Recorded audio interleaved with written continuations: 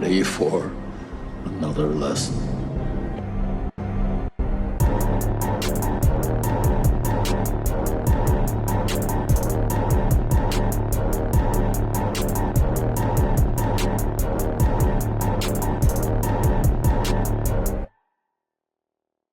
What's up, everybody, and welcome back to Back Row Banter, your favorite casual movie talk podcast. I'm one of your hosts, Adam Schwartz, and on this week's episode, we'll be talking about the movie Thunderbolts? New Avengers? Thunderbolts. The new Thunderbolts? I don't know. We're going with Thunderbolts because that's what IMDb still has it as, and that's what it was marketed as, and I think New Avengers is stupid. But anyway, before we get into that, joining me today is Negative Nathaniel Gingrich. What up, folks? I'm Negative Nathaniel. As Blake pointed out earlier, apparently very realistic. Realistic Nathaniel. We are nihilist. We believe in nothing. Is that what a nihilist is? I thought it was just like they don't care about anything. According to the Big Lebowski. Okay. Noted. These men are cowards. I forgot it was a bit of Sizzle app that we did that movie. I think because Blake didn't. We did do a bit of Sizzle app. Yeah, I remember. Yeah. Okay, then it must have been Blake. But I forgot we did that. Good movie. I love it. Yeah. Also joining us today is Thunderbolts Tyler Verdalis. Thunderbolts tie is here. It was right there. I just had to go with it. You know, it's not. It's okay. Not necessarily alliteration. On paper, it's alliteration, but it's not. You know, what's spoken out loud, it's not. So like whatever. You can call me Thunderbolts thigh. Well, does that count as alliteration? Like that's not really. That would be consonants. Wow. Consonantation, insatiation. Good to know. If you're repeating similar non-vowel sounds. Yeah. Do you have like a English degree or something? Something like that. All right, for sure. Learned a thing or two. Been schooled. I thought you were a nihilist. I didn't think you believed in degrees or anything like that. Well, that's what they taught me over at the nihilism school. Here's how it all works. Nothing matters. See you later. Oh my god. And also joining us today is Big Bob BlakeHolder. Hey, okay. What up? I guess what up on the name. What I found out was that our boy Bob in this movie coming up, bit of sizzle. Mm-hmm. Bill Pullman's kid. That's president in Independence Day for those of you who don't habla. I was gonna say I'm gonna have to look at Bill Pullman. Bill Pullman and Bill Paxton. You can see it in the face now. Yeah, absolutely. Interesting. Now that you say that, I see it. I can see it. Yeah. Glad to know he's out there. It's nepotism I support. Well, there's two nepo babies in this movie. Several. I guess several. I don't know. I just said that. I said that confidently with no backing up on that as well too. I feel like I've been swindled, but I mean, there's a possibility, you know. Maybe some of the crew. Who knows? Maybe. I'm not going to look into everybody's parents. But at least two nepo babies because we have Wyatt Russell here as well. Good point. I saw a quote from him saying like, "Oh yeah, like I am a nepo baby. That's fine to call me that because it is 1,000% easier to get a job in this industry if you know somebody, aka if your dad's also one of the most famous actors ever. Like, yeah, of course I've had it easy. The Russells seem pretty well adjusted. It wasn't easier. Both Kurt and Wyatt seem pretty well adjusted overall on as humans as far as famous people go. Yeah, I would agree. But yeah, glad to hear he's calling it that. Like, it's all I need, man. Like. Yeah, just don't. As long as you own up to it, yeah. It's a little bit more acceptable. You know, I think, I don't like hearing, the people who are like, oh, I'm like 100% self-made or whatever. It's like, no, you're not. Like, either your parents got money, or your parents know somebody else, or your parents are somebody else that are famous. It's just like, all right, like, who are we fooling here? Because I think it's Ariana Grande tried to claim that she was like self-made off YouTube, like she was discovered on YouTube, and it's like, okay, there's truth to that story because she did start singing on YouTube, and then like someone, one of her videos kind of went viral, and then she kind of picked up singing and acting that way. But they leave out the part that her like parents are extraordinarily wealthy, and she didn't really have to, ever get a job, and they could afford singing lessons, and so she could just focus on singing and becoming a celebrity in that way. And they don't really talk about how like her parents just kind of have a ton of money, and it's like, all right, well, are you really self-made off of YouTube at that point? Was she a child actress? Technically, yes. She was on the show Victorious, which I believe is her like. Yeah, I get all. This sounds really bad, but I get like all three of them confused. Who are the three? I don't know. Like, who's the one on Wizards of Waverly Place? Selena Gomez. Okay, so that's the other one. Now, who's the third? Probably Vanessa Hudgens would be my guess. Oh, and Vanessa Hudgens, yeah. Which was she? Does she have a Disney show? High School Musical, I think. Before that, that's probably how most people know her. But Thunderbolts. Victorious, sneaky good show. Yeah. No, they were the Wildcats, Nathaniel. Oh, my bad. That's the next team. That all just made me think about in Red Dawn how they call themselves the Wolverines because that was the high school mascot. Wolverines. Decent movie, decent remake too with Chris Hemsworth. That's and what we were talking Josh about. Peck. That's how we got to talk. Yeah, 2013 or something like that. No, I didn't like the remake. Sorry. I mean, I saw it when I was in like the 6th or 7th grade, and I thought it was pretty cool at the time. I don't think I've seen it since, but I don't know. Seemed like it was decent when I watched it. That jogged my memory though of a pre-pod moment that might be post-pod. All right, hurry up. That's how we were talking about mascots because we said that there should be big mascots like buffalo and bison, and that's when we said mammoth. That checks out. Could be right, brother. Yeah. I didn't put. What stinks though is I knew this was coming because I didn't put our hockey conversation. I know. And that's in post-pod because it was so long. Our episode was already like close to 2 hours. So I was like, I can't we go on for 15 minutes about who's in the NHL playoffs, and I don't need to include this. That was a long combo. Yeah, I know. We were just shooting. It was a full-on Best Buy, just shooting the shit moment of like, can we do this? No. Can three guys name the teams in the playoff hockey? Tune in to find out this week. Yeah, exactly. That's funny. Some say it's still happening. I would say it is. Anyway, let's talk about what we're here to talk about. Thunderbolts. Welcome, listeners, to our main review segment of the podcast. Nathaniel, if the listener here is new, or maybe they've just forgotten, can you give them a rundown of how our review segment works here at Back Row Banter? Hi, listeners. If you're new, or perhaps you've just forgotten the way that the rundown works and the review section works, is that it is broken into two sections. There's the non-spoiler section, and then there's the spoiler section. It's pretty self-explanatory. In the non-spoiler section, we'll go over the movie itself, who wrote it, who directed it, who's in it, all of the information available on the IMDb page. We'll rank it. We won't rank it. Well, that'll come later, but we will recommend it or not recommend it. That's got to be a yes or no. There is no nuance on the internet. And then it will be spoiler time. If you don't want to have anything spoiled for you, go ahead and check our show notes where those time codes will be in the description for you.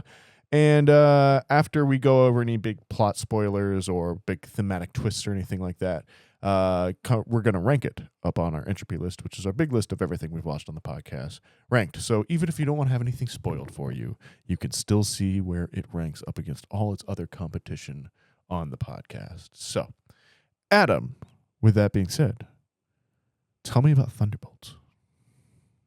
I would love to. Nathaniel. New movie directed by I jumped straight in. New movie rated PG-13, runtime of 2 hours and 6 minutes, and an IMDb rating of 7.7 out of 10. Directed by Jake Schreier, who name sounds familiar. I don't know if we've had him on pod before. With I know the show Beef. Yes, that is what it was. Which I really enjoyed that show. I don't know if any of you guys didn't watch it, but Netflix show Beef with I do like Ali Wan and Steven Yeun. but yeah, they were yeah. both awesome in that show. Which I I think have not gotten around. Stephen to Yeun was supposed to be in this. He was supposed to be was he? the Bob character. Yeah, that was supposed to be Stephen Yeun, but the writer's That's strike. interesting. Oh wow. Interesting. Fun fact as I'm looking at his IMDb here, fellas. Does anyone want to guess what music video he directed in 2022? It's one that we all have seen. I know, 2022? I know. Yes, it's 2022. I know we've all seen it. What because I'm does the pretty sure fox it was say? sent in our group chat. Nope, that was 2014. You're Did way that off. Vin Diesel song get a music video? No, it did not. Okay. I'll give Wop. you all one more collective guess because I don't want to belabor or stick on this point too much longer. Is it WAP? 2022 music video that we've all seen. We've all seen because it's a song that we all know off of an album that we have all listened to and have talked about before. It's got to be a Kendrick album. It's got to be like Damn or something like that. Thrift Shop. Can you stop? This decade ago, Nathaniel, wrong. Yeah, decade. right. Thrift Shop's got to be like 2012 or 2011. Yeah, also like 2013. Yeah. I don't know. It's got to be something off Mr. Morale and the Big Steppers. Then, if you're saying 2022, I don't know the answer. I have no idea. Directed "We Cry Together" Sure. music There it video, which I remember us all talking about briefly when it came I think out. we 'cause did. It's a interesting song to get a music video for, but it's also like a good music video and kind of well directed and cinematic. So checks out. You're well directed. Thank you. And I think- cinematic. And I think he works out. More like dramatic. Well, I did before I injured my shoulder, and I still haven't gotten back into a routine. I don't want to get into that. This is a Twix Where are break, we? listeners. Okay, we're not. We're not video. All right. We're not doing visual gags. Yes, we're not. We haven't been for damn near 4 years. Come up on 5. All right. Jesus. Yeah. Let's get into it though. We're all Written over the by place the screenplay is written by Eric Pearson and Joanna Callow, with the story by Eric Pearson. Then there's a bunch of credits for the creators of all of these characters. There's like 8 people on this list, so I'm not even going to read them. But you can imagine that's people who made the comics. Cast includes Florence Pugh, Sebastian Stan, Julia Louis-Dreyfus. Got to slow that one down. That's such a hard one to say quickly. I feel like I trip up on that all the It's time. the two It's Louis. the 2 L's Yeah. right after each other. Yeah, it's a little tough. Lewis Pullman, David Harbour, Wyatt Russell, Hannah Johnson Kamen, and I think I'll probably leave that there with a quick shout out to Wendell Pierce, who My you guy. probably would recognize. Detective Bunk. Yeah. But he's been around for a minute. So, big cast, lots of characters here. The IMDb summary reads as follows: after finding themselves ensnared in a death trap, an unconventional team of anti-heroes must go on a dangerous mission that will force them to confront the darkest corners of their past. Not a bad summary per se. I don't know if that. Yeah, I mean that's not that bad. This is to kind of maybe fill in any blanks here. It's kind of like a Marvel Suicide Squad type thing. You got a bunch of misfits kind of throwing on a team together, and they're not anyone's first choice, but they can still kick some ass when needed. Whoa, man. So it's like Can you say Avengers that? offshoot kind of thing. Can I say what? Yes. Yeah, when my parents aren't around. Thanks, Nathaniel. Ass and titties. Ass and titties. Oh my god. Anyways, fellas, somehow we've reviewed both Marvel movies that have come out this year. Somehow. Nice, dude. W. That was not on my bucket list for 2025, but here we are. I don't know if there's a third Marvel movie this year, but Fantastic there is- Four. Oh, Hey, that's gross. and honestly, we'll probably end up reviewing that as well. anyway, fellas, how we feeling? I don't want to go to Blake first because I already know Blake's. I can already probably guess. There's some sort of a dark little bit. cloud forming over. All right, Nathaniel, how are you feeling here on Thunderbolts / New Avengers? 3 stars. Perfect. Mediocre, middle of the road movie from phase 2 that somehow feels very refreshing because we've got an absolute dreck for the last 2 years. Would have been really good right after Endgame. Probably would have enjoyed this a lot. Like if you slotted it in there instead of Black Widow and you'd like done Black Widow, I don't know when it was supposed to, like 2019 or so. Two of these characters were introduced in Black Widow, but yeah, I know. But if you didn't, Black Widow is also a prequel that takes place after or before any of the bits. Yeah, but we wouldn't know who two of these characters are if. No, he did say do Black Widow when it was supposed to in like 2019. So if we would have had it when it was supposed to be done, then that still would have progressed the story to be faster, and then we could have gotten this a lot quicker. That makes sense. So yeah, I mean, but like, I still feel like I had a pretty good time with it. I got by on the charisma of the people that I like. I think it has a pretty good, like, as far as Marvel goes, it's like a smaller Marvel movie. Looks pretty good. Feels like someone actually was like, hey, I want to think about how this movie looks and some of the shot choice and kind of lighting. And yeah. Was an enjoyable time for me. I will give it a recommend. I'm relatively on the same page as you, Nathaniel. Although it seems like just one step below, where like I don't know if I like would recommend necessarily people like rush out to watch this movie. Like I'm not saying that. It's fine. Yeah, it's fine. Like you said, like 3 out of 5 stars or whatever. I think I might have given it 3.5 on Letterboxd, which I've like considered going back on and lowering it down to 3 because I like to round up on Letterboxd. I whatever. But I'm kind of around that same rating where it's like this was an okay experience and relatively enjoyable, not particularly offensive like Captain America: Brave New World was, where I was actively like, what's happening? I don't like this. Yeah, what is going on? That felt like a lobotomy. There wasn't. Yeah, that was bad. That was an objectively bad film. This not bad really. There's nothing here I'm like, ooh, that was like an interesting choice, or that really offended me, or that kind of thing. But at the same time, there was nothing here where I was like, ooh, yes, more of this, or I really enjoyed this bit. Like there are some decent moments here and there, and like I said, for the most part, the movie is relatively entertaining and pretty unoffensive. But this still feels like the same formula of Marvel movie that we've had since Endgame, and just kind of same structure and nothing new on that front. And they're not really, doesn't seem like they're evolving at all, or at least trying to evolve necessarily. Like I said, that just feels like it's been on repeat the last couple of years with like the types of movies we're seeing.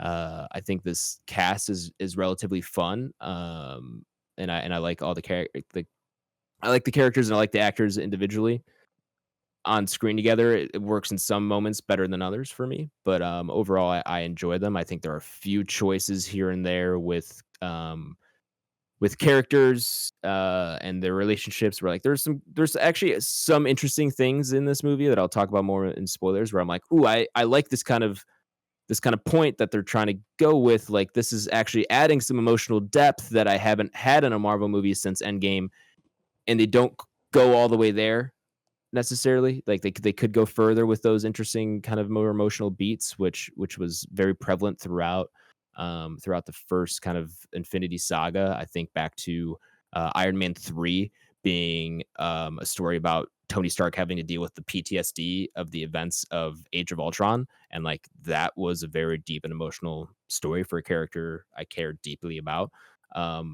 And it's like there are some things here where they like dip their toe into those kind of themes of like, hey, here's some more like emotional background and stuff with characters, and like maybe we can sit in some of those feelings for a little bit, but they don't go far enough for me necessarily. So there's a small piece of that where I was like, maybe we're heading in the right direction, but this is not the movie that is gonna get me back into MCU.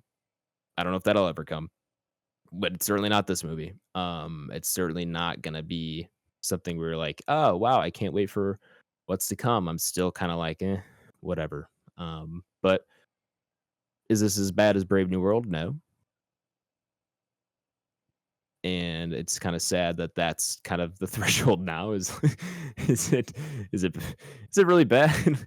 I don't know. I'll quit rambling. I am probably a recommend if you're like into Marvel, and it's entertaining, and I'm not mad that I watched it, but I'm also not like inspired by it. So, Tyler, we'll let Blake go last. Yeah, no, I think I had a pretty decent time with this. It's definitely, kind of what you guys have been mirroring. It's not my favorite Marvel movie by any means, but definitely in comparison to what we've been getting lately from Marvel, this definitely feels like a breath of fresh air and kind of a step in the direction that, everybody is kind of hoping that Marvel gets back to. Unfortunately for me, I still think that this movie and universe just kind of suffer from oversaturation. And I feel like that's where a lot of kind of negativity comes from when you're talking to just like the general public about it. But overall, I think I had a pretty good time with it just in general. I think everybody wanted to be there. You can definitely tell that kind of like what you were saying, Adam, there is definitely more of an emotional connection here than a lot of the other Marvel movies than what we've been getting.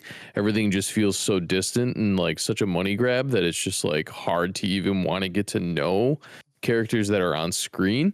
So yeah, it's just it's nice that they're getting back to that. But overall, David Harbour was probably like one of the best things that thought he was great. Yeah, I mean, I love him in pretty much anything he does. And so it's always good to see him as this character and just like his positivity, man. He's not the nihilist of the group or the realism of the group. So I like having him around. And then you got your Sebastian Stan. I actually did like Louis Pullman a lot. Florence Pugh, that's a big buy-in for Blake, so that's just kind of his easy one. And then another one that I really liked that you also kind of get from the TV shows that you wouldn't really know about unless you watch those was Wyatt Russell as John Walker. I think his character arc in the show is actually one of like my more favorite ones. And it's really cool to kind of see like his fall from grace, which you kind of see through the progression of the TV show, but you also obviously get a pretty good look into kind of how his life has been, even in the short time that he's in the movie. Not that he's not in the movie the whole time, but it's in comparison to a TV show, it is a short time. But yeah, overall, I think I had a good time with it. I think I would probably recommend it. I think I would probably tell most people just to wait till it comes out on Disney Plus because it's only a matter of time, unless it's better in IMAX, which I did not see it in IMAX. So it very well could be, because if you're like us, that the way you watch it does make a difference. Yeah, I saw filmed for IMAX on AMC and then was like looking into it to figure out if it was like truly shot on IMAX cameras. I think it was, but I like couldn't find anywhere that confirmed it for me. So, and I was seeing with my family and I was just like, it's a Marvel movie. I don't care as much, and I'd rather be comfortable. So I just did Dolby. I was like, oh, let me get that recliner seat. I did laser, dude. All right, go off. Yeah, I think it's technically filmed for IMAX, but like I don't know if I don't think I lost anything on this one from seeing it.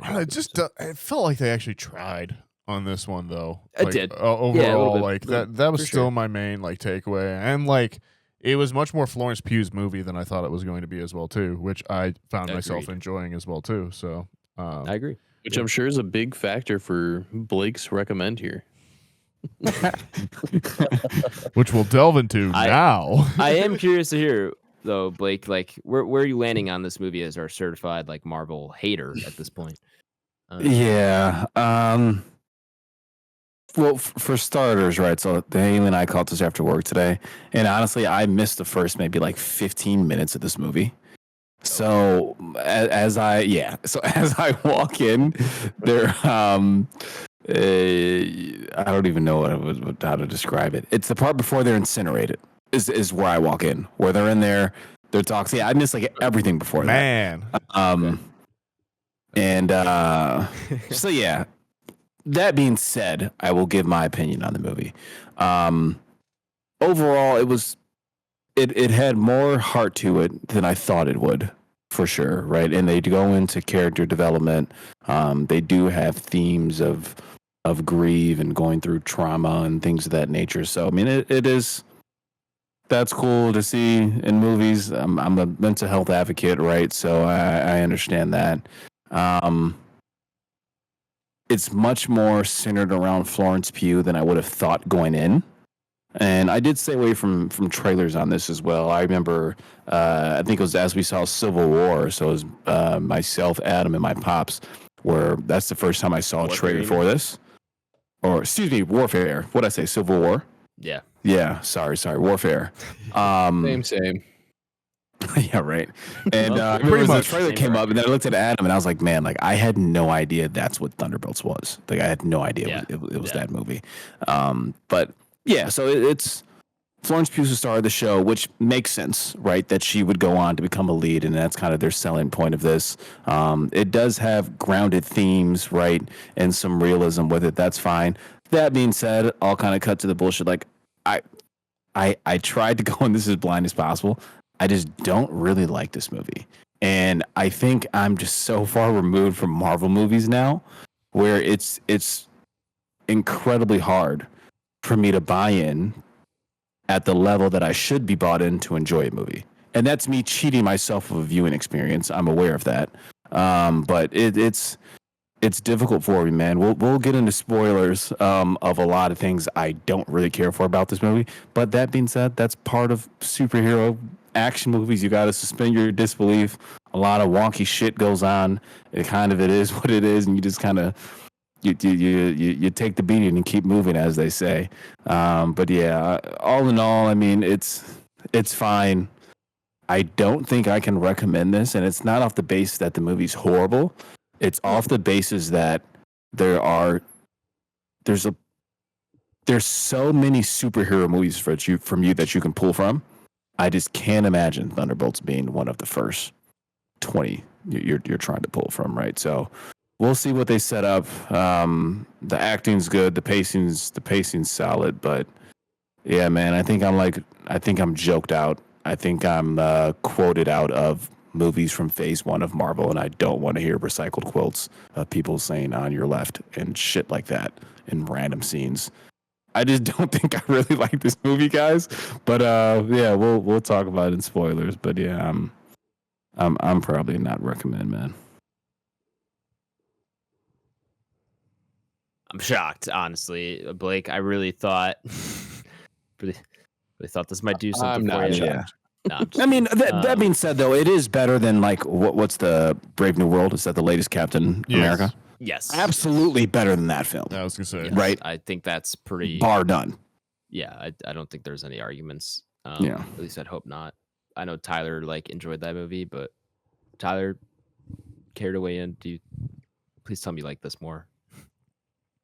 Sorry, for then what? Brave New World. Oh yeah, I think this is leaps and bounds. I was gonna say that, but I didn't want to make it seem like it was like the cream of the crop. But like I said, it is definitely a step in the right direction for Marvel. And yeah, I think we can hopefully get some more steps forward. Because it got dark there for a while, boys. Yeah, This is scary. It's kind of like in the movie, there's different rooms. Okay, Without going into let's too much talk crazy about stuff. the movie in spoilers. So 3 recommends and 1 not recommend. That being said, then going to head into spoilers. So if you've not seen the movie, go ahead check the timestamp we've left in the episode description, and you'll be taken to a ranking of the movie upon our Entropy list. Do you have a spoiler noise for us, Nathaniel? Oh yeah, it's just all this clapping. I don't know. Everyone's really excited for the Thunderbolts. You mean the new Avengers? Oh, is that what the asterisk was for? Yeah. So like, man, like on one hand, there's Nathaniel. That's like every film should be its own piece, right? But like, on the other hand, like, fuck it, man. Marvel has worked. Marvel has convinced its audience that it is not actually a bunch of 36 individual movies, but that they're all part of the greater narrative. And like for me, this movie was like, in comparison to all the other stuff that we've gotten post Endgame, not just spinning its wheels and not just like talking like navel gazing and talking about like what comes next, and instead it actually did something, moves the plot of the narrative of like the rest of the universe forward, actually builds off of stuff that was going on in all of the shows that no one watched. And like is now like, I am like, okay, if I'm just checking in with the Marvel universe every 6 months, like this is at least what I want my baseline to be. I don't want Brave New World. I don't want that other shit. Like I believe that there is enough talented people in this production and in this company to continue to do good stuff, and like that will become like good again. And like if they want to continue to do that, then they can do that thing. It's not the same as a Companion, which was a movie I watched last week, or or Sinners. By all means, like Sinners is about as far away as you can get from a Marvel movie nowadays as well. But it's also not like I'm happy we have Warfare, a movie I didn't particularly like, but like is at least its own thing and knows what it is in comparison to a Marvel movie. So like, I at least feel like this one wasn't just trying to please everybody, wasn't trying to just be this milquetoast, another entry in the Marvel universe. It was actually trying to do something, and for that, for me, like at least it's bought itself a little bit of time. Because if I got another Captain America Brave New World, I was fucking out. Like that's just how it is. Yeah, no, I mean genuinely, we've been like tricked, like we have been in anime so many times. This is all filler. We've gotten all filler bullshit. Yeah, exactly. That nobody fucking cares about. And now we're finally getting a season break 5, episode, and we're like, holy fuck, the manga's caught back up. God. 100%. Do I get a recap episode at any point?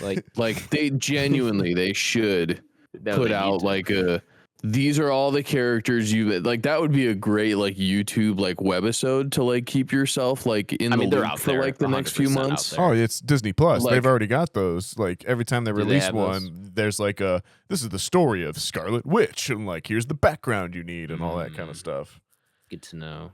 Yeah, I don't care who does it or if it's already happening, but yeah, just fucking like just give everyone like an update video on whatever, because like genuinely people stopped giving a fuck. And it's your own fault. But yeah, you know, I know Adam kind of cringes at the new Avengers thing, but like I think that's what genuinely pushed this movie to go forward. We are getting something that is kind of like a hot button for everyone. It is saying we are going to do something with this universe, and then the post-credit scenes. Yeah. So yeah, I think that you get a lot more here. I don't mind the new Avengers thing.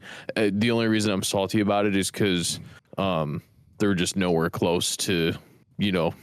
Well, I think Avengers, and that's the thing, right? They're banking on that, and like that's part of the larger narrative. Like since like before Captain America: Civil War or whatever, where you had like the Shield thing, and everyone knew what that was, and then oh my god, they're actually infiltrated by Hydra, and like that was a big reveal and like a big thing for the people that were following along with it. And now it's like, okay, now we have the new Avengers, but like us as the fans or the people that are paying attention know like, well, those aren't anywhere close to what like the real Avengers are, and it feels like that is the first time like I've been invested in that overall plot line of like, well, in the next movie, how are they going to like take like deal with that, For and sure. that'll be an interesting thing for them to resolve since Endgame. So yeah, like Right, that, yeah. and that's Yeah. that's a whole phase, like phase 5 of stuff that they like that I just Yeah. don't give a fuck about. So yeah, I don't know. Like I understand where Blake's coming from. Obviously, like we all get it. We've all been there as well too. But I feel a little bit more optimistic, maybe, than where Agreed. I was last week. I think, and those are all valid points, right? And I try to go into things with as open mind as possible, and going into Marvel movies is a little challenging, in my opinion, for an open mind of myself. But that being said, I'll give you guys kind of an update of where I jump in at. So when I come in, you have Black Widow, Wyatt Russell's character, and Hannah John Kamen's character, what is it, Ghost, I believe. Yeah. They're in like a bunker, this basement, right? It's like that's where I come in. They're kind of bickering. You get the introductory to Lewis Poole's character, Sentry. He's kind of like the weird guy and the weird nerdy guy, quote unquote, we'll say. Anxiety driven, very shy. And they're trying to figure out how they can get out of this room. Yeah. Ghost just establishes that she can't teleport out, right? And then a timer comes on and they're okay, we think we're going to be burned alive. And then it's like, all right, well, now we have to find what were they looking for? The energy source box, or transformer box. Yeah. And like, I don't know, man. It's just like, I don't know why the transformer to unlock that room would be located inside a fucking room that's meant to incinerate people. Or So, why put a clock on the wall to tell them when they're gonna get incinerated? so, like, 100%. No, and- I get, yeah. So, and that's when I was like, I'm just not in the right mindset for this. Like, and that's not fair for me to jump in and critique the movie right away. But like, that was one thing that like just drove me insane. Next thing, I was gonna He walks in, sits down, he's like, "Fuck this." I hated it felt that way. In And fairness, I mean, I feel like the extra 15 minutes of setup might have aided you a little bit because I'm sure it would have. one Yeah, character's I think already it would dead by that definitely- point. Like, Yeah. Yeah. So I did notice that. I was like, oh, there's a dead body in the ground. I was like, somebody's killed somebody. Yeah. Right. That's At kind of what least I walked giving you, into. like a flotation device, instead of just be like, well, figure out how to swim, Yeah. bud. Yeah. So yeah, that was funny. The next thing that killed me as well, and I don't want to just go on a shit pile in this movie, but it's when Bucky comes to kind of save the day, right? As the Red Guardian and all the team, they're driving away. Yeah, and then so he does it right. He blows up the 3 like SUVs, right? The Humvee joints that are shooting the red cab, and then he shoots a device at the red cab and kind of tips it over, which is probably one of the few, probably within the top 2 coolest action sequences of the whole film. You get like the Terminator reference of him riding the motorcycle with the shotgun. Super dope. I'm on board for that. But you just watch him like blow up a cab with 4 people in it, and then it cuts to him in a warehouse, and I'm like, how the fuck did he get these 4 people tied up into this warehouse? And it's just, I don't know. I know I'm nitpicking, but that killed me. That was the next the Winter scene. Soldier, dude. What do you? I mean, like, he's crazy.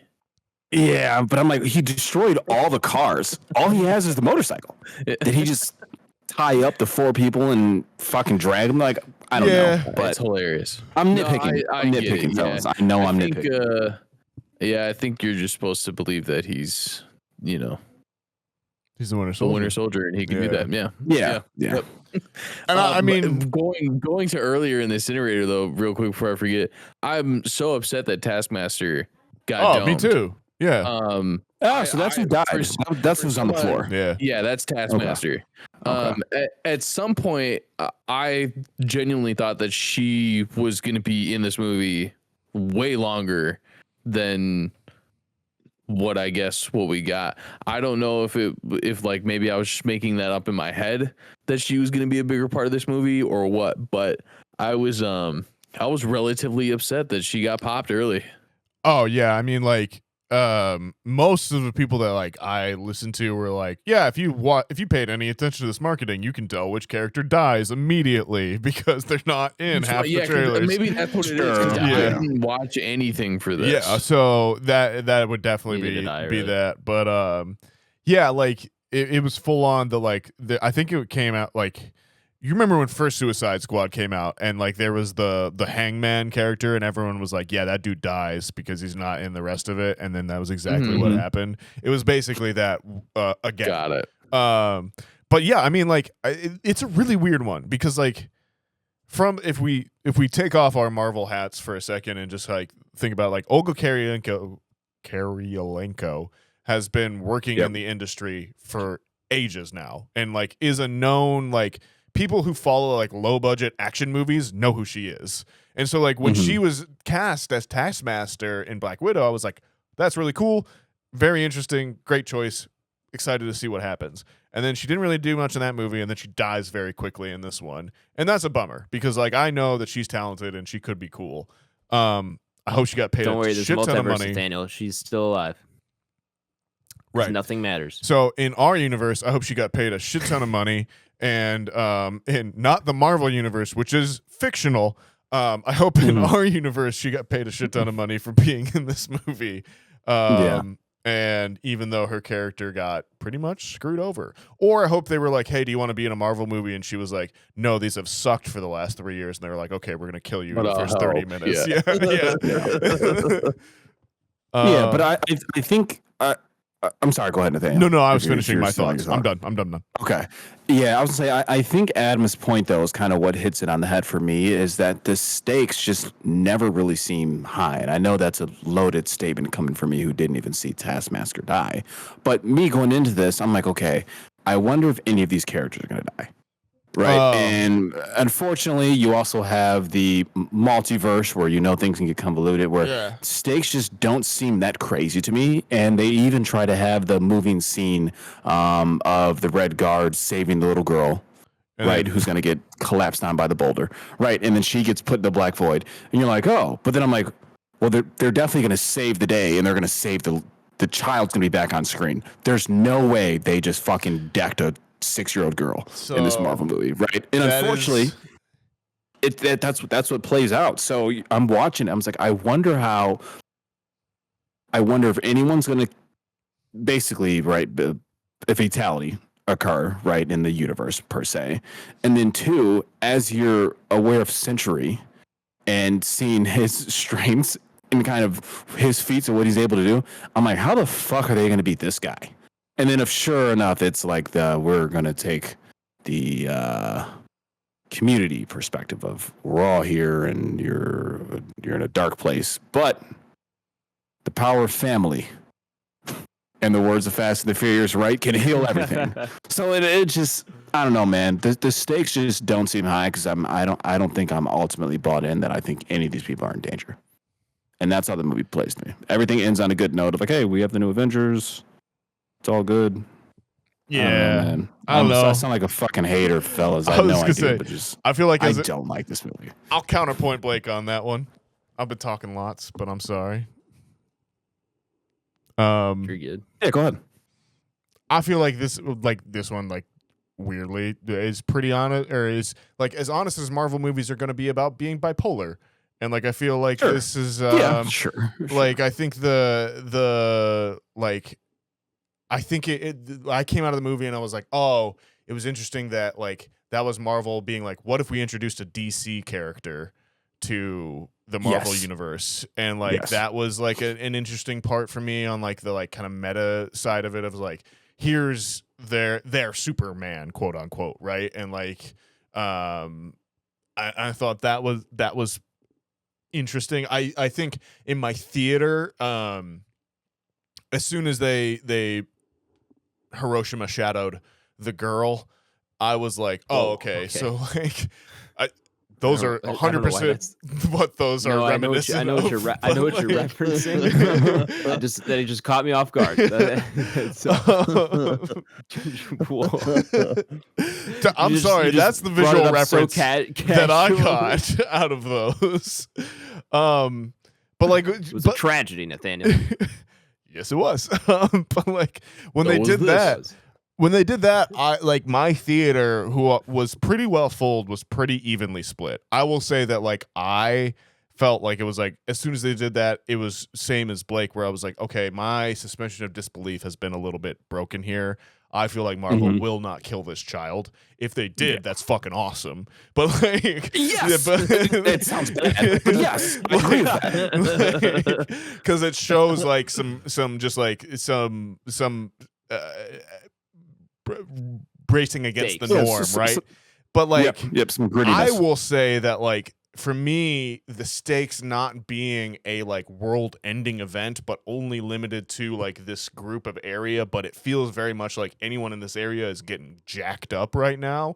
I felt like that Sure. was a nice change of pace for Marvel, which in the last Mhm. few times has been such like either universe or dimension Multiverse. or reality Yeah. ending things. Like it's Right. nice to just be like, no, there's people dying here and that's bad.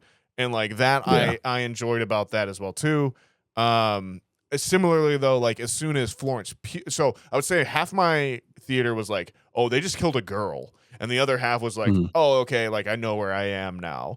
But like as soon as Florence Mhm. Pugh went into it, we were like, okay, I know where we're going, kind of thing. Yeah. And that's, it is what it is. But I felt like the sum of its parts was greater than, or the everything was greater than the sum of its parts. And I think I like two things. I liked the um Winter Soldier's joke about, luckily I don't have anything in my past that's negative, so I was fine. Oh yeah, that was funny. That was funny. Yeah, I agree with that. And I do like the they got me on the like, oh, we're gonna go beat the shit out of Valentina. Actually, this is the press conference twist kind of thing. sure. And I thought that Yeah. was a little bit clever. If they, as I'm just now realizing, did not do the same joke in Spider-Man No Way Home. Which Spider-Man home do they do that? Where he's like, "You've joined the Avengers." No, I didn't. Okay, but here the interview is on the other side of this. Where he's like, "Is that a I test?" don't I think that's remember. maybe that's Spider-Man Homecoming. But It's not that'll be the second one. I don't think it's No Way Home. I think it's Homecoming.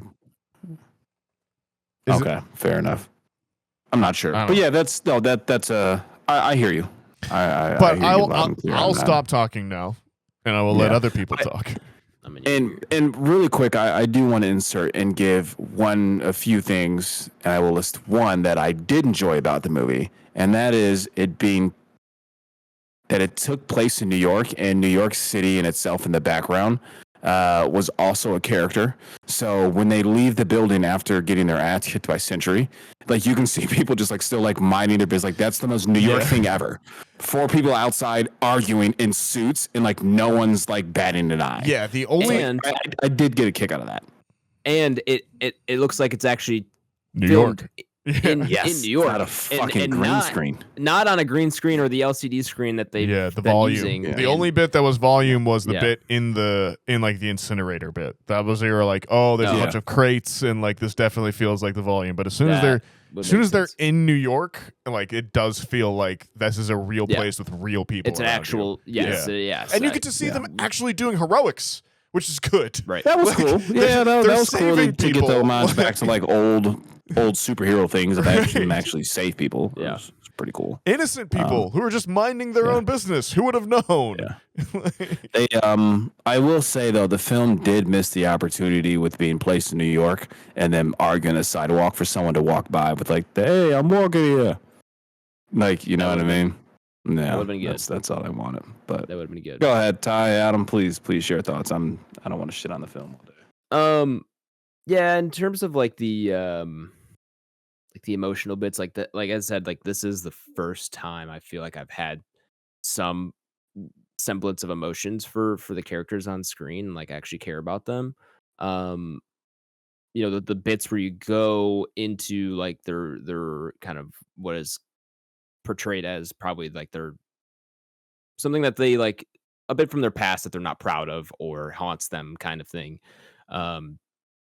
In particular, like Florence Pugh's, I think is interesting, even though we've already seen a lot of the Black Widow stuff. Like it's still interesting to see some of that, but also the one that stuck out to me was Wyatt Russell and his what is his character's name technically? Because he's not really Captain America. Whose character? Wyatt Russell. It's listed as U.S. John agent. Walker. Okay, yeah, he's just John Walker. Okay. Yeah. But his backstory was also pretty interesting. Like, hey, and as Tyler was saying in relation to the to the show, like where his storyline is actually kind of an interesting arc in that show, and playing off of that a little bit more in this one, where you see even more of the fallout from where we see him at in the original. Was it Captain America: Winter Soldier show? Is that it? I'm Yeah. not sure. Yeah. Um, but that was like a actually like interesting emotional bit where he's, not a he pretends to be this upstanding American citizen with a, good father, good husband, that kind of thing. And then you see his background. It's like, no, you're not only you're a bad father, bad husband, you also are being a bad father, a bad husband by being in the situation. And there's that one also good emotional scene where she's like, "Hey, like, did you know the person that I just killed or whatever?" And she's like, "Yeah, like had a bad life, killed some people and got killed herself." And like that's just kind of probably how all of our lives are going to go. And then when you see that in context with John Walker's little backstory thing, it's like, "Oh, dude, like you have a wife and a kid and you're still just trying to get glory? Like you're not like that, you're not a good person there." And I Shitty really person. wish they would have. Yeah, exactly. And I there's still room, and obviously there's future movies to unpack that more. But that was where they like kind of dipped their toe in a little bit, and I was like, "Ooh, like play on that, like play on that a little bit more. Like that is an interesting kind of like story to kind of go with, and it maybe not all that unique of a take. Like we've seen kind of like the give and take of what it means to be a superhero and have all these powers, and like what your personal life and the people around you, like what that sacrifices is. Like, yeah, we've seen that, but give me a little bit more of that. Like what is he chasing and why, and like how like give me more of his family, like that kind of thing. Maybe this isn't the movie for it, and maybe we'll get more of it later down the road. But like those were, kind of to Nathaniel's point earlier, like those were the first times where like I kind of felt like, ooh, like I could see myself kind of maybe developing a little bit more empathy and for these characters, or at least caring a little bit more about them. I really liked um Florence Pugh's kind of her character's bit, Elena's bit, about like, man, I'm just so alone. Like I don't have anybody to kind of be with, or I don't even know what I'm fighting for anymore. All I do is get drunk and kill people and go on missions and stuff. It's like that sucks. It's like, yeah, like, I think the scene where she kind of breaks down with that isn't quite as well earned as it could have been, but even then, like that emotional bit is still pretty good. And Florence Pugh gives a great performance throughout this movie, which I already talked a lot about her, but she's awesome. But yeah, so that was a little bit encouraging to see that actually like, hey, who knew like these characters have backstories that or emotions. Like, yeah, this definitely felt like the first time where we were getting a little bit more into that, where like the last few Marvel movies just kind of felt like whatever, and no one cares, and it's just the same formula Yeah, over and it's like over. they're just throwing shit at the wall to see if Yeah. it'll stick. Yeah, exactly. And this was refreshing to kind of have this slow down for a second and these feel like actual characters, and it feels like they want me to care a little bit more about what's going on. So yeah, more of that, which is like hilarious to say because they gave us so much of that in the Infinity Saga, and then I don't know what happened. Um, but yeah, more of that. I definitely thought that was kind of a plus for this movie. Um, Now, how do you guys feel about this set of characters kind of being set up to be a main part of what is going to be this next chapter of the MCU? Um, I know this isn't going to be the final cast of Avengers that we see in Yeah, when they fight Doctor Doomsday. Doom. Yeah. So like this isn't going to be the final set of Avengers. It's not going to be them plus Fantastic Four, which was teased in the end credit scene. But like, how do you guys feel about these characters being a part of that crew? Because it's not a ton of characters we've gotten a ton of screen time with up until this point. Like we've only seen Red Guardian in one movie, and Elena we've only gotten one movie and a TV show.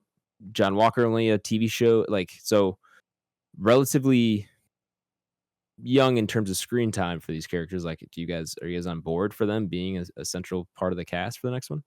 Yeah, I mean, I think there's so much at play. You can't really take everybody on screen currently as going to be in like whatever the set crew is during the next big event. Like, I think you'll see some people fall to the wayside. Like, I genuinely think you do see Ghost kind of go away a little bit.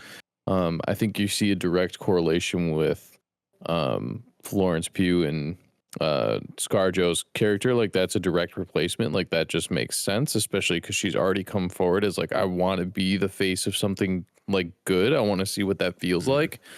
So I genuinely think that she'll just kind of fall into that place naturally. Sentry is a real fucking problem. In the comic books, in graphic novels and everything. Like, so it could be, he's tough. Like that's a strong character. And then, I don't think you'll have room for all the Fantastic Four. I think you see Reed play into a big piece of it because he's going to end up being like your Iron Man. He's the brains of the operation, so I think he's going to end up being there. And then I don't know kind of who else. Maybe you see Wolverine somewhere in there down the road. But I think there's too many people to kind of play. I think they're just saying, like the new Avengers to like kind of get the ball rolling. But I genuinely think you see most of these people fall to the wayside. Yeah, I think that's the point. I think they're setting them up for that. I think it's going to be like a little bit of like the Avengers aren't there, man, or like the official Avengers aren't the cool thing. Like they're building up to that, right? And like that's interesting. It's at least we'll something. Get a new Black Panther at some point. Like did we already? I thought, didn't Shuri take over? Wasn't that Wakanda Forever? Wasn't that the end of that one? Well, yeah, but I guess I mean like in here. Oh yeah. Well, and then like the like TV shows have been definitely setting up young Avengers, right? Like the next gen as well too. But they've been setting it up for so long that some of those Avengers are going to be so young by the time they get around to 100%. Yeah, I mean, it's the multiverse. It doesn't matter. They could just put. I mean, like you're talking about the post-credit scene where it's Fantastic Four ship coming in. I mean, like they're feasibly. Obviously, you don't know what version of them you're gonna get yet, but it's the Fantastic Four ship. So who knows who walks out? Miles Teller could walk out of that bitch. We don't know. I was telling Waz, I don't think all the Fantastic Four are coming through. I think there's like one or two, or like maybe three of them are come through and one's left behind, and like that's the Avengers got to go to their reality and like interesting save it kind of thing. Because similar to like Blake saying that Marvel won't kill a kid, I just don't know if they're gonna off a whole reality just to move those heroes to ours kind of thing. Yeah, no, for sure. But I genuinely don't know.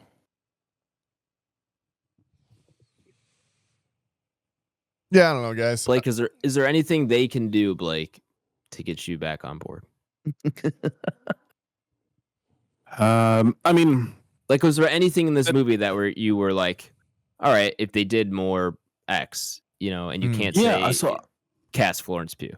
Yeah. Yeah. So no, I did like the Sentry character and Lewis Pullman. Okay. I did like the showing of his feats and strength, and I wish they would have capitalized a little more on that instead of like, that was the best action scene in my opinion. Is when you slowly watch him in that sequence figure out his own strengths. Sure. Because he's very new to his superhero and his powers, right? And as the fight's going on, you can start to realize like, oh, like this is a joke. Like none of these people can touch me. And I wish we would have had more opportunities to watch him do things like that, which I guess that's what I'm asking for. We'll get in the next fucking movie he's in, and you will get to watch him fight Dr. Doom. So that's really it. Yeah, it was cool. I just don't want I don't want him sending people to the void anymore though, because we now know how humans can get out of it. So I don't want to see that, and I feel like they're going to make a scene out of that as well. We'll see. I don't know if they will, but they might play into a little bit more. I don't know if they'll go full void, but they might bring that kind of void character back, whatever you want to call him, Dark Century. I don't know. They might bring that back and play with that a little bit more, but we'll see. We'll see. I do think, regardless, if the MCU wants to course correct for the next few years, and get more people back on board and build towards something, I think I was talking about this with a friend of mine the other day, and you really and this is something you are doing. I saw a quote online of Bob Iger saying, "Hey, this is like our first kind of example of doing more quality over quantity type stuff, and we're not going to oversaturate things, and we're going to try to slow things down a little bit more and put more effort into individual movies rather than just giving you as much as we can." Um, so with that being said, I do think it needs to be a refocus on like, all right, we're getting 2, 3 movies max a year, preferably 2, that are somewhat maybe interconnected and have characters that are, we recognize and build upon them. And like you can do shows, but those shows can't have a big role in the overarching story of like where the movies are going. Because if you haven't seen Captain America and the Winter Soldier, then you don't really know John Walker's backstory or who he is, and he kinda just shows up on screen, and it's not really, you get like a limited introduction to him, but you don't really know who that character is because having context For for sure. it is pretty important for enjoying or understanding his character arc within this movie. And there's a large portion of the audience that doesn't watch the TV shows, myself included. Like I did watch the first few that they released, but I haven't watched a majority of them at this point. Um, and so, and I also think of like Deadpool and Wolverine when the TVAs just showed up. And it's like, if you haven't seen Loki, you have no Yep. idea what this is or what's Mhm. going on. Um, and I really think it's important that if they want movies to be the focal point of the MCU, the movies have to do with the movies and the TV shows have to do with the TV shows. And the crossover in between them has to be limited and it can't impact the storyline of the other. Like they can't expect the average person to watch 2 movies a year or sorry, they can't expect them to watch like 3 to 4 movies a year plus 2 Sure. to 3 seasons of TV. That's Mhm. incredibly unrealistic, never gonna happen, and I think if you look at kind of what happened in the MCU since Endgame, yes, there was kind of like a rush once they finally announced the TV shows, and it was WandaVision and Loki, Captain America, and Hawkeye, I think were the first 4. Like, those are pretty solid, but then it was like, "Oh, wow, there's, like, 3 or 4 TV shows coming out of like, 3 years in a row. There's, like, 3 to 4 seasons of TV coming out, 3 movies a year." It's just like, that's way too much, and none of it was connecting, and none of it felt like it mattered, and no one knew what direction anything was going in. Um, if they need if they want people back on board, slow it I down. don't know. I don't think you'll ever see it. You like we're too far in. The numbers are there to obviously support some kind of pattern that they're seeing. So maybe maybe this is like the new standard for movies that we get where people can, see the movie, still understand a little bit of what's going on or a majority of it because of the way the movie's edited. And then, if you are the type of person that wants to go see the background, then they'll be like, all right, cool, we'll see you on Disney Plus. And if not, they don't fucking care because they have people that are watching the shows pretty consistently. And so yeah, unfortunately, I don't think we'll ever see any kind of fix to it. I don't think they will ever have this kind of aha moment because everybody's kind of doing their own thing and it skews the numbers a little bit. And it's just gonna kind of continue down the path that we're on. Yeah, I mean, we'll see. I mean, that Bob Iger quote did say, try to focus on quality over quantity. So it seems like at least to Yeah. some degree they're going to slow down a little Yeah, bit. I was gonna Like you say said, maybe they just slow it cat's out down of a the little bag bit. in terms.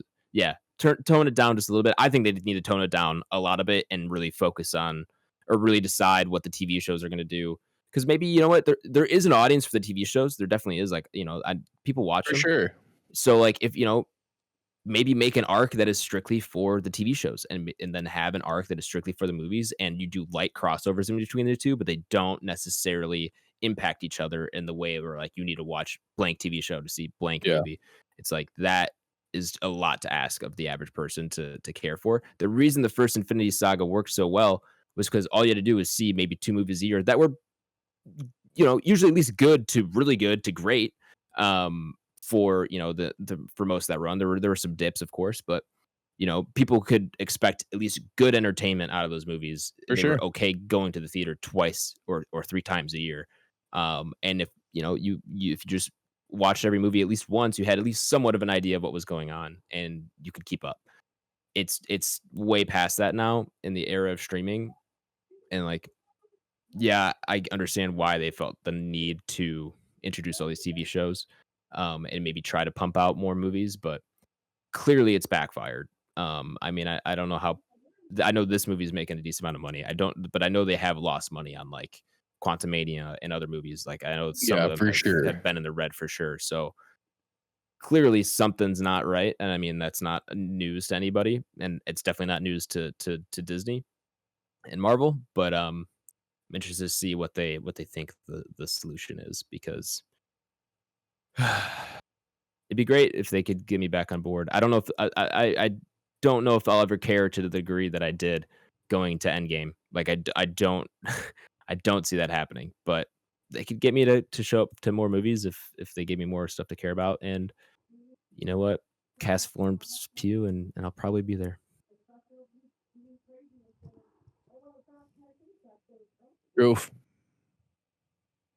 Truth.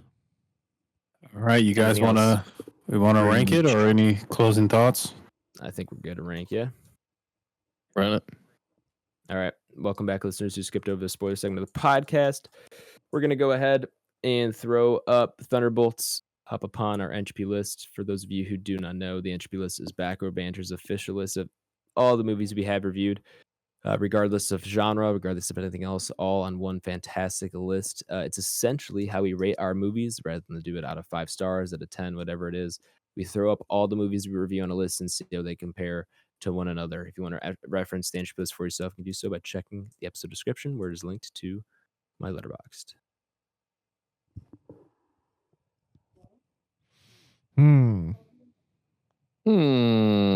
Things that make you go, I wonder if if it'll make other people think.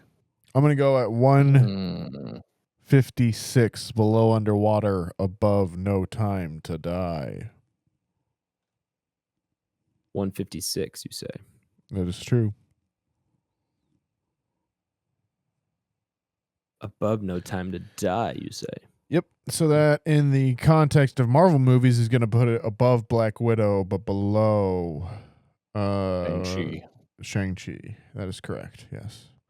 And that's more about what are the things around Shang-Chi. Like, I can't put it above Trick or Treat. I don't think I can put it above Us. Sure. So, yeah. That's where I'm at. There's some other things above Shang-Chi too that I wouldn't put this above. Like, I wouldn't put this above Prey, Halloween 2018, Malignant certainly, and then you got Deadpool and Wolverine at 117, right? So, yeah, that's where I'm at. 156.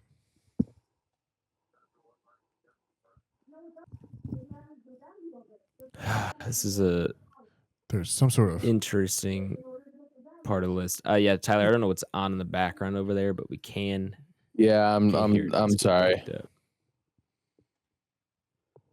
I'm thinking aloud here, fellas, and running through the different Marvel and DC films I have here, right? So Quantumania and Thor: Love and Thunder. I do think this film is better than both of those, right? Full transparency, so that's kind of easy for me.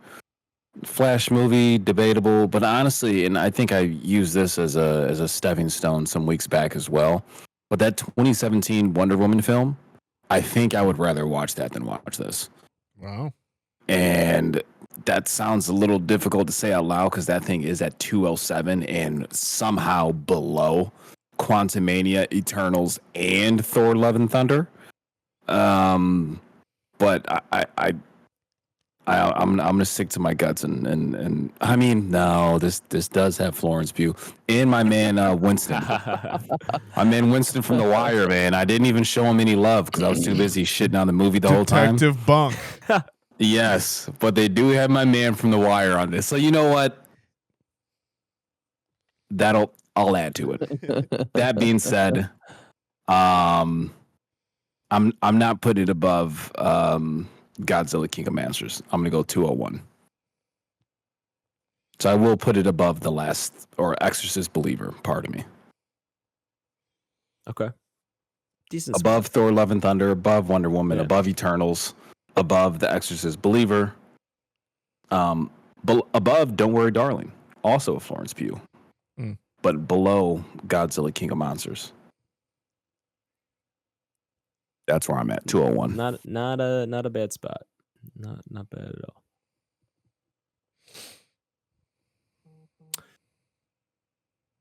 Well, you got a spot, Ty? I think so. I think I'm ready. going to go. I think I'm going to be at 152. I think this is pretty on par with Shang-Chi. I haven't seen Shang-Chi in a little bit, but I would almost maybe say that this might be a little better. Sure. But yeah, can't go above the OG Gatekeeper Trick or Treat.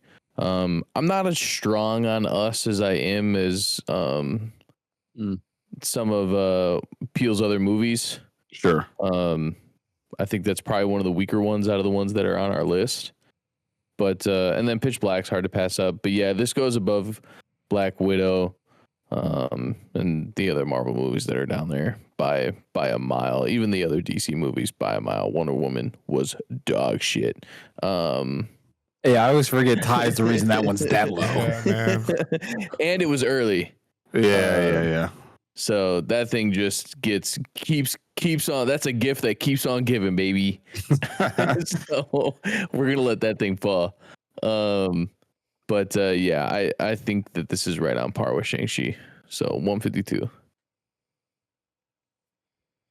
All right. Adam, the world is yours. Yeah. This is a little tough because like this part of the list, there's some movies down here that I'm like, whoa, bro, like I really like these movies. Sure.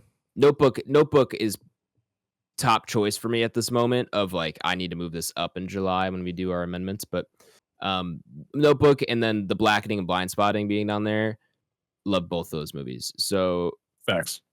it's hard around this area because I'm like, man, like those movies should be way higher. That being said, I am definitely in this area of like, man, could watch it, could not watch it, depending on the day, kind of thing. That's where I kind of feel like this area of the list is. That being said, I don't want to put it above the Notebook. So, and I think it's better than Last Voyage of the Demeter, minus the fact that that's above Blackening and Blind Spotting. So I'm probably going to put it right below The Accountant, where we have it right now, and Tenet at 169. Which I feel like So are you putting it? You're putting it below Tenet, or are you going? I will put it below above? 10. I originally put it above. One thing on that for a second, I'll put it below 170, above VHS, below 10. That Gotcha. feels better. That feels Sure. better for me. It's not quite all over the board on this one for us, but pretty decent spread. Highest being 152, lowest being 208. Or sorry, 201. So not a terrible difference here. Our average rating here is going to give us a 169.75, meaning we'll put it at 170. So that Funny will enough. be actually right where I had it. Yeah. Below Tenet, above VHS. If you think I'm rigging it, go do the math yourself. I don't care that much and would never do that.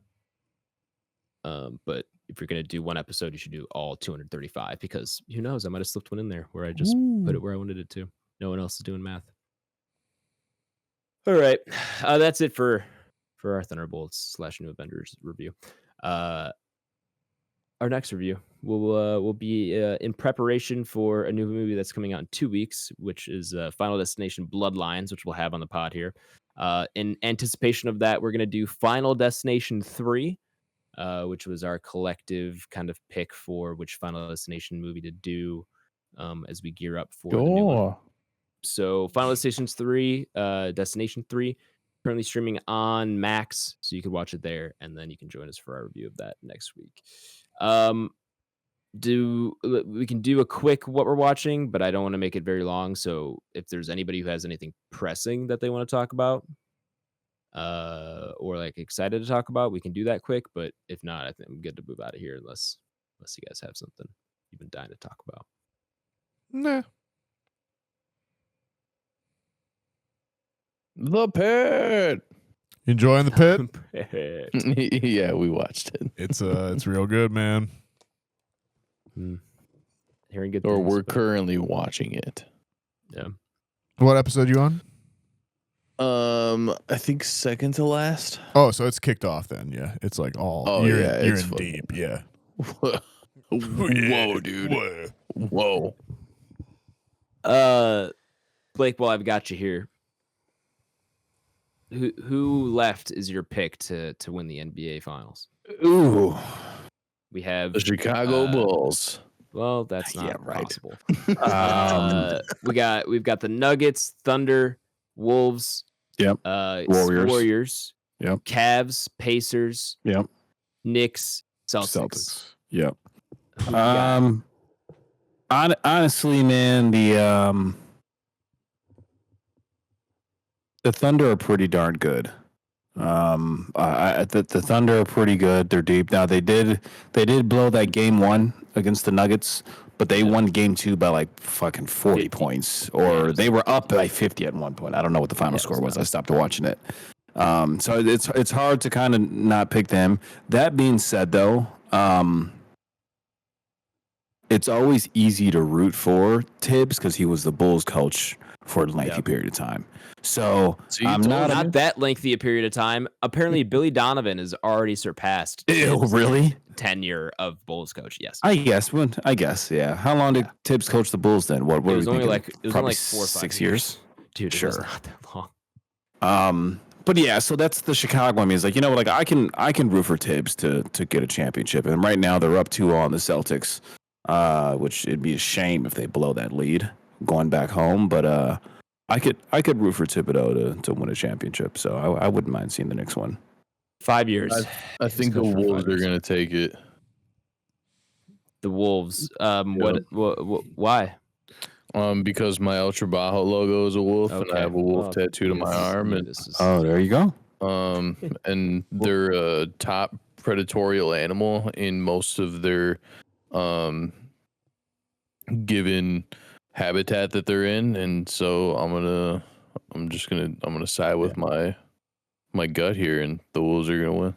Yeah. Now that's a good stance, Ty. So I originally brought up the Thunder in the West. The Wolves would probably be my second favorite team there. Right now, they're actually beating the Golden State Warriors. So they're about to go up 2-0. Yeah. First team to win 4, and Steph Curry is not playing. So that doesn't help the Warriors by any means. So yeah, I think the Wolves can walk out of this one. So I hear you, man. We love it. Blake, I think I'm there with you. I think the Thunder probably will win it, and I think their toughest challenge is arguably the Nuggets, who they're playing right now. So if they get by them, I think they'll beat the Wolves or the Warriors in probably a sweep almost. And I want to say the Cavs because I've been kind of rooting for the Cavs to make a good run here. But if Evan Mobley and Darius, They're Garland too aren't injured, back, man. Yeah, I don't. Are they supposed to come back for the series? I have no idea. Darius I Garland haven't hasn't played either. Yeah, exactly. So yeah, I think they're just If they don't come back, too injured at the wrong time. then Brother. yes, It sucks. it's unfortunate, but Shocked. very shocked. So yeah, Thunder. If I had to pick today, Thunder are my pick, unless the Cavs can get healthy and somehow, beat the Pacers. I mean, both those Pacers games were winnable, and Yeah, for they sure. would have won them probably pretty handedly had they had, two of their 4 best players. Yeah, So, similar to the Celtics Knicks games. The Celtics and the Cavs were both up by like 20 points at one point in that game, and they blew both leads. Knicks both are fun, times, which is I wouldn't crazy. be mad. I wouldn't be mad if the Knicks went to the finals either. Yeah. I like that team. Brunson also an Illinois guy, so there's some reasons to root for. He went to Stevenson.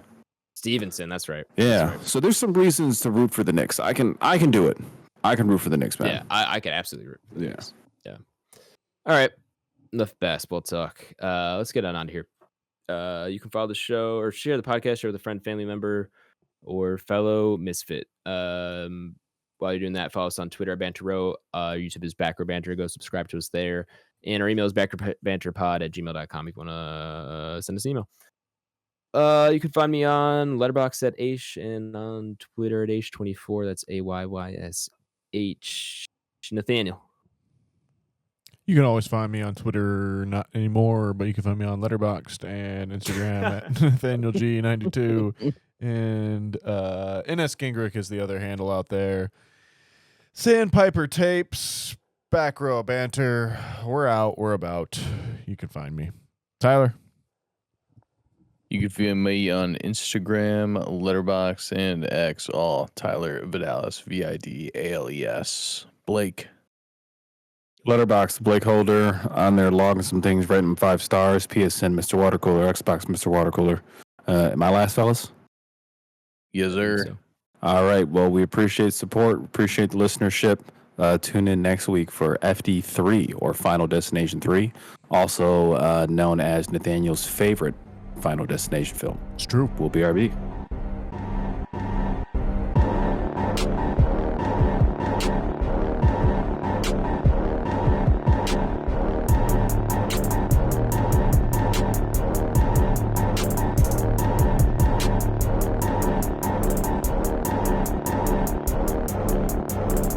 America. Ready for another lesson. All right, boys. Yeah, I mean, I know we're a little late because it was the big internet topic I want to say about the past 2 weeks. Oh boy, here we go. And I feel like, in our defense, I don't want to say we're ahead of the game or we're pioneers on this podcast. Yeah, But I feel like we had this I conversation. could have sworn we've had this conversation about Me too. humans fighting a gorilla. That was I actually the think first so. thought that came to mind. I was like, "Oh, the internet's just now getting to this." I was like, Yeah, for sure. Like, we've been on this train. I feel like that was like elementary conversation For sure, Our for sure. hypothetical situations. But with that, fellas, I mean, how does everyone feel? I hope we're all in agreement on this. I have a lot of faith in you guys. 100 gorillas, or 100 gorillas beat everyone. That's it. 100 gorillas would beat a lot of things. 100 men beat the gorilla though as well too. Okay. Like, Okay. Ty, Nathaniel, or Ty, Adam, how do you guys feel about this? 100, I feel like 100 men can win. 100 men is Okay. the answer. I'm glad. Gorilla ain't got Man, cardio, that's- man. Gorilla's that's- lasting 3 minutes, and then he's Yeah. gassing out, and then we're just running away from him. And we Yeah. could just kill him That's how I via know heart that attack. Well- I've got the right group of friends around me that we're all in agreement with that. Like, there's no way. Like, the gorilla, 10. I mean, even the gorilla on his A game, I would say take down 20 people, and that's probably me being generous. Yeah, like listen, there's going to be casualties. Oh, for sure. And injuries. Like, on top yeah, of the casualties. casualties and injuries, and I reckon we could I do can't it give with- you a number on how many that is, but This is the other thing is what is the location of this battle? Are we in a? I honestly, I don't think it even matters. I think 100 I don't humans. No. I have faith in 100 humans taking out any land animal. That's my final statement. Well, yeah, that's why we're top of the food chain, right? But that's Yeah. kind of the thing. Like we have the Yeah. brains. Too much. Yeah, exactly. Our IQ's way too high. But like I was saying, like if we give ourselves the extra challenge of like not losing a man, then I want to know what the terrain is. No, I think we're losing at least a couple. That's tough. Yeah, that's the tough. I first think that's guy really to go tough. near that gorilla I think we could bait him into a run, later. and then we could just keep ahead of him. I You mean, know how fast them motherfuckers are? yeah. That's the real challenge, Distance, though. man. Nathaniel's Distance. point is okay. You can do it with They're 100 men. getting Can you at do it least with one no of us. casualties? Yeah, like I don't think you can do it with no casualties. maybe That's maybe tough. people getting hurt, but I'm saying like no one dies. Like I'll accept some dude gets his back broken and like we're losing a limb or two, but like I can think we in- do it I without think in anyone order- dying? I think in order to have no casualties, like the setup has to be perfect. Right? I'm It's just got to thinking, be. we need distance. There's got to need be a remove. large amount of space. Yeah. Large amount of space.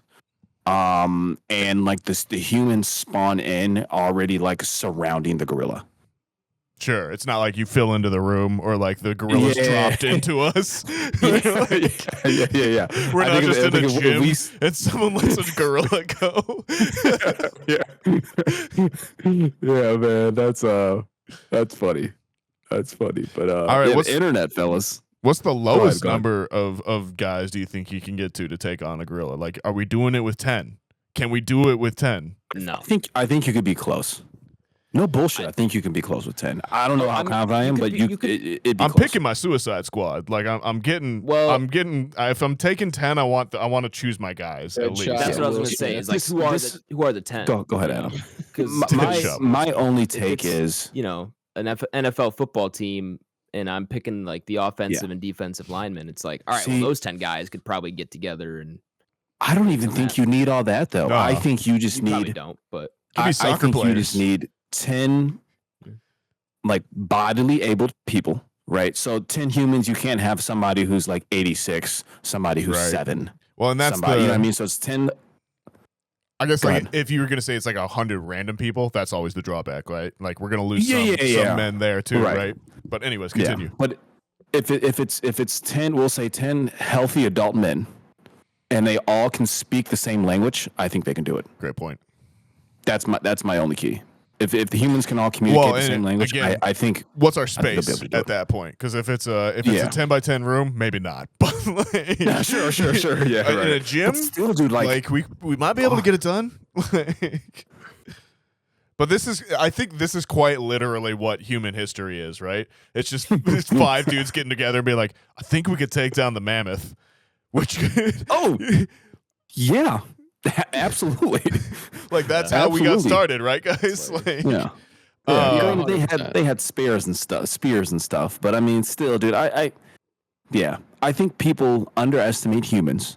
We have the highest IQ, right? That's what makes us the top of the food chain. To and we're Nathaniel's endurance. point, and also Yeah. to Nathaniel's point, absolutely. humans are the best long distance runners on the planet. I'm pretty sure.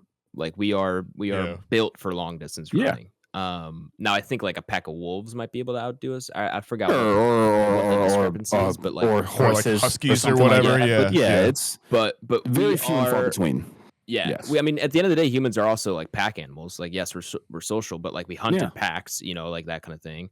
And so and endurance is our strong suit when it comes to other. Yeah, dude. Endurance I think and it's like light work, fellas. get- I'm not gonna lie. and we get injured pretty like really easily, but we can take a lot of injury as well too. Like humans are weirdly resilient on that side of Yep. things as well. That's a lot of those. It's- I love those memes that have been coming out when it's like the 85th guy breaks up after every or like gets up after every breaking every bone in his body.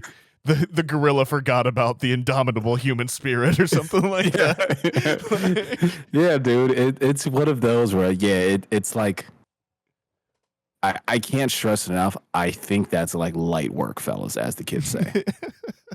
With 100 humans.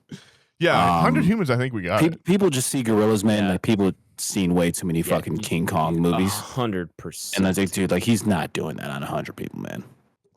I think he'd be more scared of a chimp. Like Also, With chimp? there's things to be said about that. Yeah. But like in gorilla wise, endurance. Like I don't think that thing has the endurance to kill 100 humans. Like I don't No, even know. If I it don't can think get a lot of through. animals do.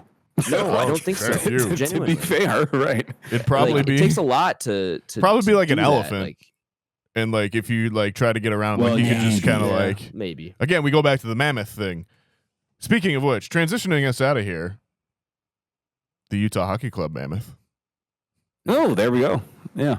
I'm Also, sorry. This is We how, can hang on. pioneers. We This can is- continue. This Maybe is ahead. how. No. Maybe ahead of some shit, fellas. I need to pause this conversation because this is how we end up having post-pod conversations that are 45 minutes long, and we need to we need to segment these things a little bit better because I'm like, ooh, I want to include this bit, ooh, I want to include that bit, but it doesn't make sense when I just jump in and it's like end of the podcast and then Nathaniel goes, speaking of, we got to transition into like I can't just cut there. But now I can't, cut out the 100 gorilla conversation or the 100 men, one gorilla conversation. So, but then where do I cut into where do I cut at the end of that? Like we gotta Here, tighten this. we can just say this. We'll just say this more. Like Adam, cut it here. Cut it here. Yep. somebody- Right here. Nathaniel, clap for me. Yep. Clap for me. All right. Go ahead, cut it here. All right, cool. Perfect. Cool. Timestamp this. Cut this. Yeah. Cut this here. Sorry for the friendship. All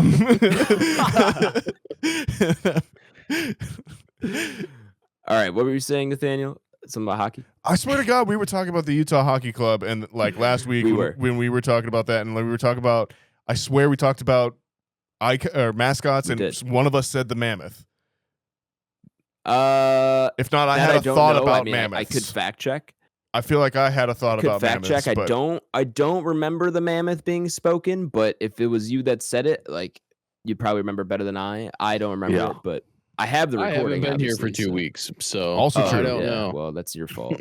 It is nice to have you back, though, Ty. Thanks. It is. Yeah, I mean, I'm fine with the mammoths. I think Utah Yetis is just perfect and ripe for the taking. But whatever. I think that's what we were talking about. Like, are cool. Mammoths are good. Like, I don't know. That we were saying that there needed to be like more ice, like, or snow mascots. Maybe I'm making up this whole conversation. Who knows? But the Utah Hoth.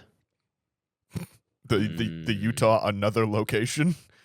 Like, yeah. Okay. What are the things they ride on? All right, cool. Then we could do Tauntauns. Tauntauns. Yeah, man. definitely. Yes. Or what's the what's the like ice monster there that Luke gets captured by? What is that guy called? I just always he's just like he's like a mean looking Yeti. He's a Yeti looking I'm dude. not sure. Is he a Wampa? Is that what they are? Mm-hmm. Good call. That's 100% what they are. The Wampas? You don't even have to fact check it, dude. You're right. We're in. Fact check it. Somebody fact check it. Sometimes He doesn't know. Wikipedia. He could just be Jamie, getting, like, stop really fact checking. He could just be getting like really confident right now. No, I fact check me then. Wampa's definitely a Star Wars animal. I don't know that it's that I will one. bet you $100 a Benjamin. I'll bet you a Benjamin that it is big a Wampa. money out here, gang. That is big money out here.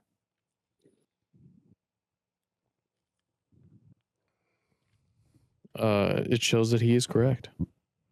All right. Good on you, mate. So you're doing Zelle, Venmo. I've got Cash App. We didn't bet anything. I thought everyone was paying me $100. Yeah, I got it right. You guys were paying me to fact check this. Oh my god. All right, I'll pay Tyler. Thank Tyler you pay for it. Blake. Blake plays Adam. Adam plays me. We all get $100. Dude, I love that. That's awesome. Just a good way to like feel good about the boys. How funny is that, dude? Like on Friday, we just like send the money each to other $100, like just like to make your day better. Be like, man, my guy just sent me $100, dude. Like, what a great guy. And then you feel good because you're giving someone $100. Yeah, Did we exactly. Did we create infinite happiness hack? Did we just hack this? Unlimited money glitch. Just Everyone sends each other. One $100. guy's just like, fuck this, not giving my money away. No, it turns into the Tim Robinson Everyone's just sketch of the drive-through, and, Yeah. and someone tries to cut the line. 55 burgers, 55 fries, 55 tacos. That's funny. Yeah, it's just like everyone's like, dude, it's been so much fun sending like money to you and be like, what are you guys talking? I haven't gotten shit. Yeah. It's like, You're sending money? oh, I've just been keeping it, dude.